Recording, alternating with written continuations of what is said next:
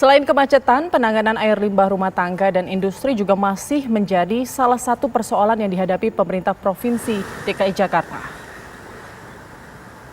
Pertumbuhan penduduk dan perkembangan ekonomi di Jakarta kerap menimbulkan pencemaran air, terutama di kawasan permukiman yang tidak memiliki akses sanitasi yang layak.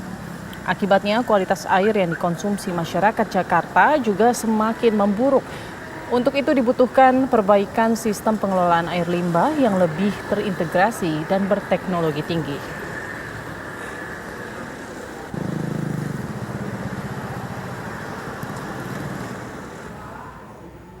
Di balik megahnya dan pesatnya pembangunan di ibu kota, ada sejumlah persoalan berulang yang memerlukan perhatian khusus. Salah satunya adalah air limbah. Banyaknya jumlah air limbah yang dibuang di Jakarta membutuhkan penanganan khusus agar tidak mencemari lingkungan. Lantas seperti apa pengelolaan air limbah di Jakarta?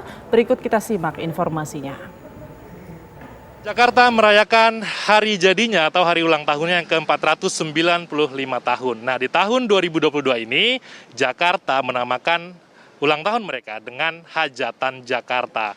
Nah, Jakarta sendiri memang sudah bertumbuh menjadi kota yang besar, tapi di balik hiruk-pikuk Jakarta ada beberapa persoalan yang masih terus ditangani atau juga diselesaikan oleh pihak pengelola, termasuk juga Pemprov DKI Jakarta dan beberapa perusahaan-perusahaan lainnya. Baik itu seperti banjir, kemacetan, dan juga termasuk air limbah yang biasa memang masyarakat tidak begitu memperhatikan.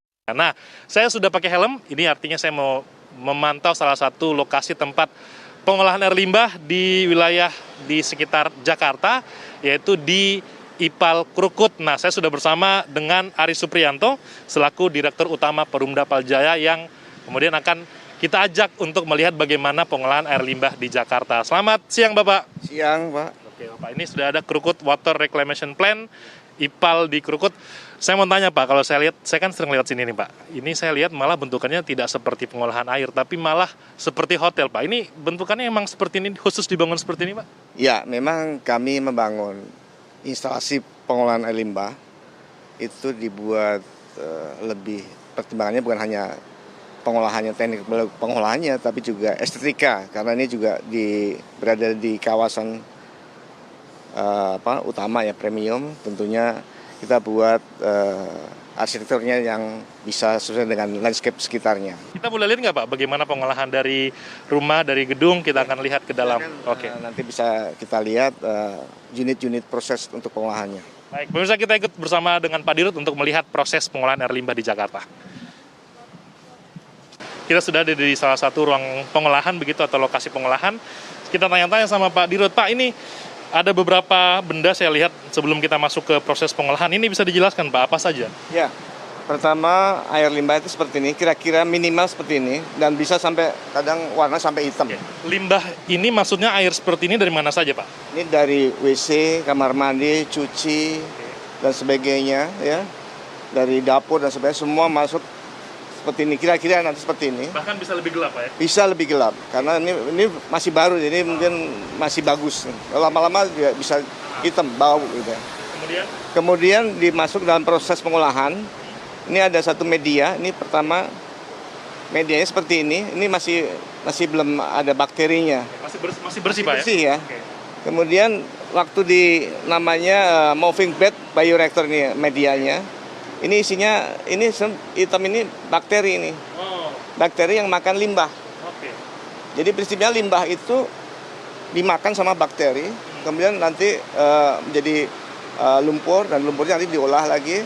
Sisanya jadi air yang bening sini. Oke. Ini sudah mirip air mineral. Oke. Dan nanti rencananya kita olah lebih advance lagi untuk bisa dikonsumsi kembali. Bisa menjadi tadi air untuk cuci, kemudian flushing, kemudian siram tanaman, atau buat pemadam kebakaran, bahkan bisa untuk air baku, air minum. Oke. Ini dari pipa, kemudian ada sampit di bawah, kemudian masuk di sini ada penerima, di sini ada semacam pengolah sementara, kemudian masuk ke kolam aerobik, nanti ada kolam anaerobik juga. Jadi untuk mengolah amonia dan sebagainya. Jadi ada kombinasi aerobik dan anoksik. Ini berdiri tahun berapa untuk IPAL Krukut ini? 2021 sudah mulai berfungsi, mulai tahun kemarin, 2021. Oke. mengcover area mana saja Pak untuk IPAL di sini? Ini untuk area Senayan, Gatot Subroto, Senopati sana. Kalau Anda lihat pemirsa ini lebih apa ya? Lebih berbusa kalau Anda bisa lihat. Ini cukup berbusa dibandingkan dengan yang sebelumnya Pak ya. Jadi yang membedakan apa nih Pak? Jadi ini kan ada proses aerobik yang tahap 1, tahap 2. Ini ada 2 seri, jadi atas bawah. Jadi kita tadi 8.600 bagi 2, atas bawah. Nanti setelah dari sini, itu ada filtrasi dan klorinasi. Filtrasi ini menyaring jadi air lebih jernih lagi. Kalau klorinasi untuk membunuh bakteri, terutama bakteri coli. Jadi kita targetnya memenuhi baku mutu mengenai bakteri colinya. Nah, hasil ini Pak, ini kan sudah lebih jernih Pak ya. Ini yang tadi Bapak bilang mungkin bisa digunakan untuk siram tanaman atau pemadam kebakaran. Ini kan kalau di sebelahnya ada kali nih Pak, apakah juga kemudian dialirkan ke kali? Ya, memang untuk sementara saat ini hanya dibuang, tapi sudah layak dibuang, memenuhi baku mutu. Nantinya di tahun ini kita akan program untuk menggunakan kembali. Jadi tidak dibuang, tapi untuk kita olah tambahan ya, pengolahan tambahan untuk jadi air yang setara air minum. Jadi di sini memang sistemnya dilayani dengan sistem perpipaan atau sewerage system. Di luar ini dengan sistem setempat. Jadi semestinya yang tidak dilayani dengan sistem perpipaan tadi dengan sistem setempat. Artinya IPAL-IPAL atau mungkin lebih sederhana, paling sederhana sekarang itu tangki septik sederhana, itu setempat untuk tiap rumah. Hanya saja mungkin IPAL yang setempat tadi atau tangki septik itu tidak memenuhi standar. Dan kalau tidak memenuhi standar tentunya kan limbahnya masih mencemari. Itu yang harus dilakukan.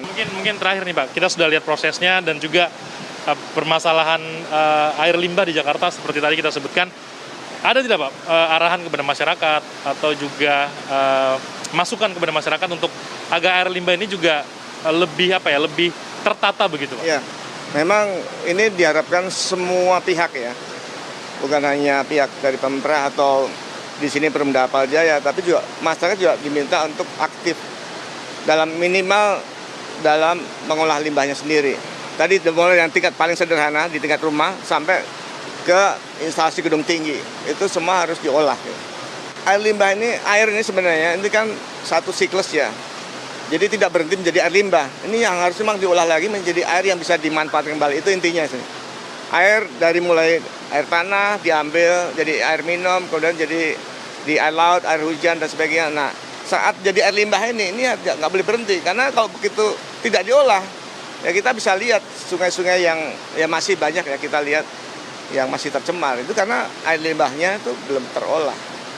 Terima kasih Pak Aris Suprianto Dirut Perumda Apal Jaya atas waktu dan informasinya. Jadi seperti itu kurang lebih pemirsa bagaimana proses pengolahan air limbah di salah satu instalasi pengolahan air limbah Krukut di wilayah Sudirman ini ya. Jadi itu bagaimana dari tadi tahap awal sampai dengan pengolahan sampai dengan nantinya hasil dari daur ulang ini akan bisa digunakan untuk berbagai macam aktivitas non-konsumsi ya, seperti untuk penyiraman tanaman, lalu juga mungkin pemadam kebakaran dan lain sebagainya. Itu sedikit informasi bagi Anda warga Jakarta, terutama yang merayakan hari ulang tahun Jakarta yang ke-495 tahun dengan tema Hajatan Jakarta. Dari Jakarta, Imran Tajudin, Muhammad Rafi, TV One mengabarkan.